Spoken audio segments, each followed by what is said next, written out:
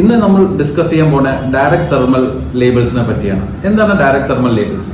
Direct thermal labels normally use ചെയ്യുന്ന super മാർക്കറ്റ്സിലാണ്, weighing scale മെഷീനിലാണ് ഇത് normally use ചെയ്യുന്നത്.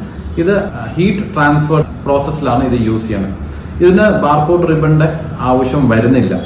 ഇത് നിങ്ങളെല്ലാവരും ശ്രദ്ധിച്ചാണോ, നമ്മൾ പച്ചക്കറിയോ എന്തെങ്കിലും മീറ്റ് ഐറ്റംസോ ഒരു സൂപ്പർ മാർക്കറ്റിലോ ഹൈപ്പർ മാർക്കറ്റിലോ എടുക്കുമ്പോൾ അവർ വെയിറ്റ് നോക്കി അതിലൊരു ലേബിൾ ഒട്ടിച്ച്, ബാർകോഡ് ലേബിൾ ഒട്ടിച്ച് നമുക്ക് തരും. അതാണ് നമുക്ക് ബില്ലിംഗ് കൗണ്ടറിൽ പോയിട്ട് യൂസ് ചെയ്യാൻ പറ്റുന്നത്.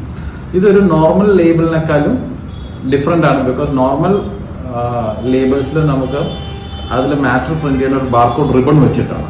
സോ ഇതിൽ അതിൻ്റെ ആവശ്യം വരുന്നില്ല.